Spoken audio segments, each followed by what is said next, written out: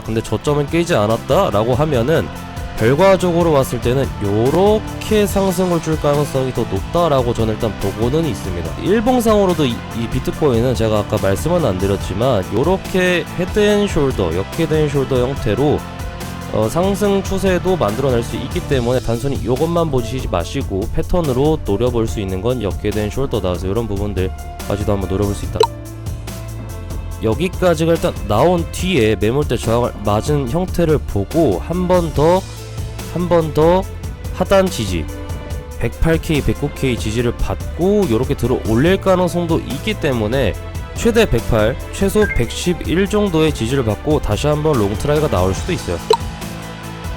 조정이라는 거는 가격적인 조정만 있는 게 아니에요. 시간적인 조정을 옆차기로도 끌어서 시간을 끌어서 이 하락에 유리한 부분을 일정 시간을 끌면서 옆차기를 해버리면서 이 하락에 유리한 차트를 롱으로 유리한 차트로 다시 한번 만들어낼 수가 있다. 여기서 상승을 줘버리면 기존에 제가 말씀드렸죠. 상승이 만약에 나와요, 여러분들 대응을 하시라는 얘기예요. 고점 갱신 전에 한번 맞을 가능성이 높아요. 그래서 요 형태에서 고점 갱신하기 전에 한번 또 바로 뚫을 것 같았지 하고 밑으로 빼고.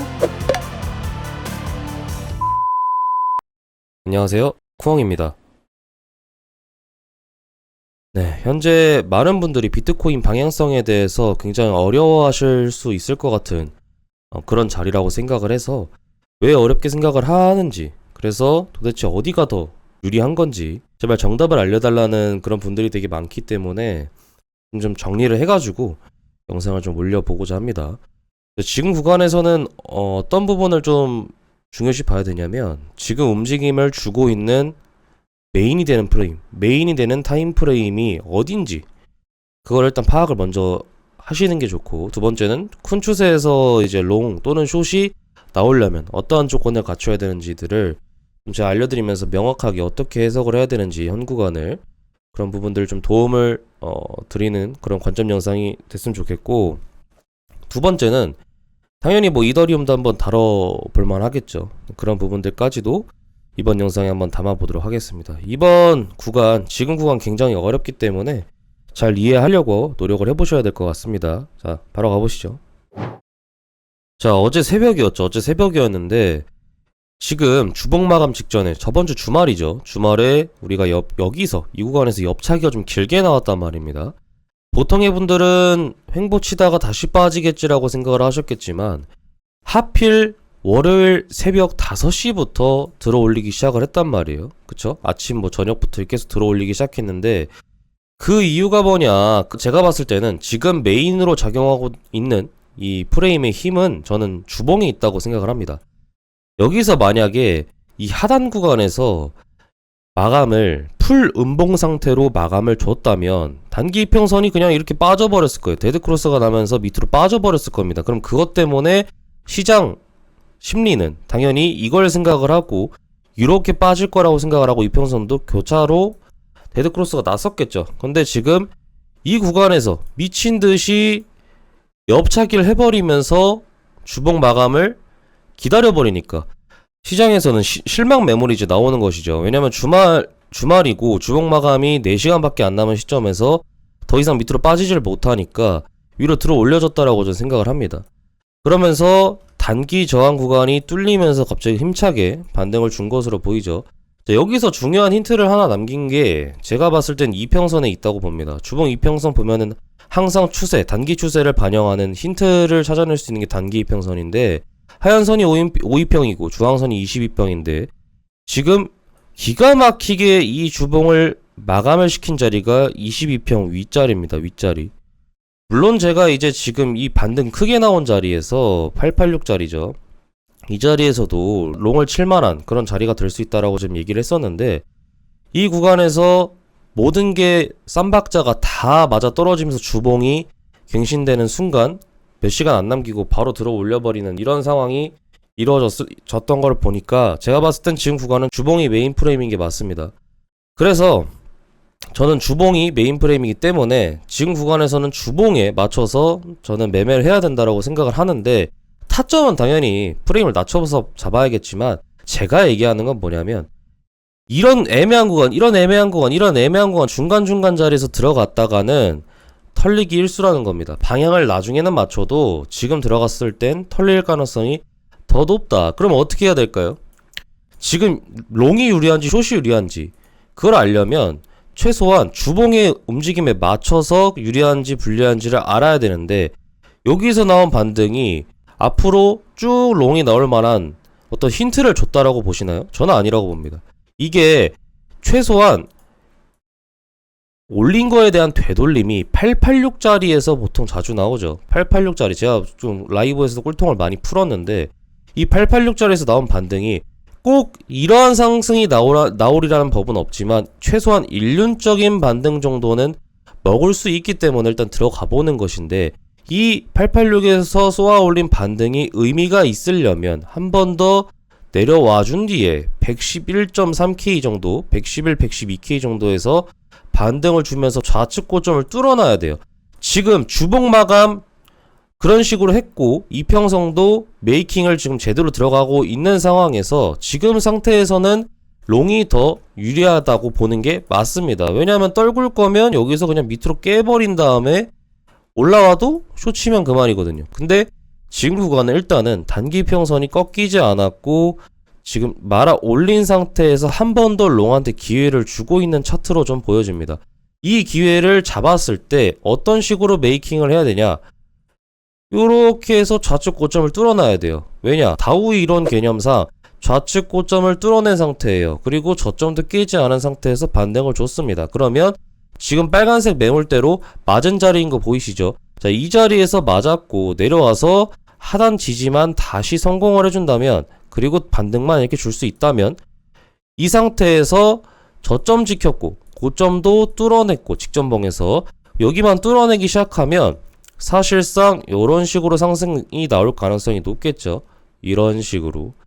자, 그렇기 때문에 이 부분을 한번 노려볼 수 있겠다라는 부분. 그래서 지금 상태에서는 롱한테 한번 기회가 주어졌다 정도로 보시면 되고, 롱이 유리해지는 상황은 여기 고점을 넘겼을 때 어차피 한 번 더 리테스트가 나와야 돼요. 왜? 지금 이 구간에서 빨간 박스 저항으로 쓰였던 게 이제 지지로 쓰여져야 되기 때문에 이런 식으로 해서 또 한 번 지지 테스트가 들어가야 돼요.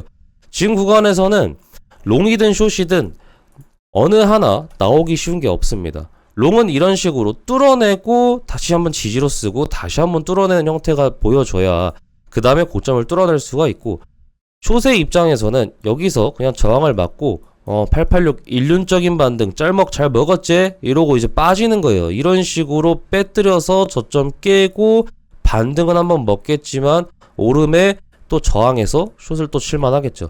이런 식으로 지금 상황에서는 주봉으로 봐야 된다라는 게 제 결론이고, 주봉 상황에서는 지금 롱트라이가 전반적인 차트에서 한번 시도가 나오는 것 같다. 그 시도를 잘 살리려면 이런 형태로 그려져야 하며, 이런 형태가 틀어졌을 시, 이 좌측 저점이 깨졌을 시에는 제가 기존에 라이브에서도 정말 얘기를 많이 했지만, 자, 요런 형태로 지금 가틀리 형태를, 가틀리 하모닉 패턴을 좀 노려볼 수가 있기 때문에 103K에서 105K 정도, 105.3K 정도, 당연히 주봉 프레임이니까 한 2300불인데 이 정도도 엄청 짧은 겁니다.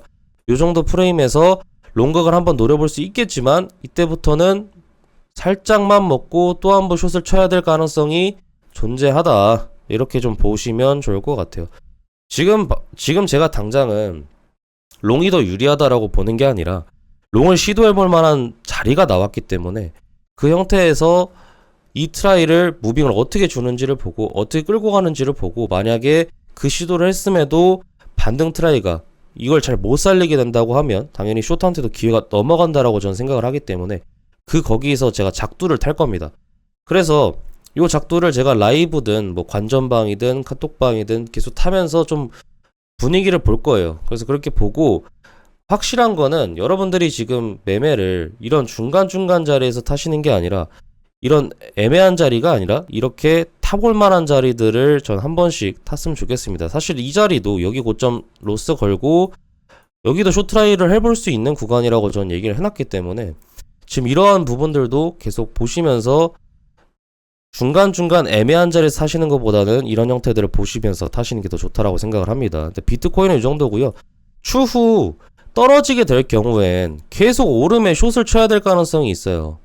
그래서 지금 당장은 롱을 쳐볼 수 있는 구간에서는 한번 쳐보고 그 그림이 깨지게 됐을 경우에는 앞으로는 지겹도록 숏을 쳐야 될 가능성이 높습니다. 지금까지 들어 올리면서 롱만 쳤던 것처럼요. 자, 이제 이더리움 한번 가볼게요. 짧게.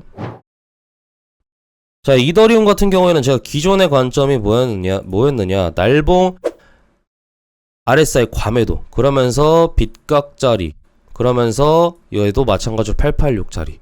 그래서 886짜리와 빗각짜리가 있는데 먼저 도달을 하는 곳에서 과매도 자리를 퐁 찍으면 한번 롱을 타볼만 하다라고 이제 저는 관점을 한번 남겼었습니다. 그래서 제가 이 자리에서 탔었고, 과매도가 나왔죠. 나온 자리에서 탔었고, 지금 반등이 나왔는데 비트보다 시원하진 못해요. 그죠? 그리고 이 구간에서 큰 반등을 도모했던 자리에서 그냥 미끄러져 내려와 버린 그 구간이 그럼으로 인해서 매물대 저항이 돼버린 그런 자리였단 말입니다. 4200에서 4300짜리 여기가 굉장히 큰 매물대로 좀 작용을 할 것 같아요. 얘도 마찬가지예요. 이더리움도 간볼 게 아니라 여기서 저항을 맞는 게 아니라 이런 식으로 뚫어낸 다음에 지지를 받고 다시 이렇게 올라가 줘야 되는 형태가 나와줘야 돼요.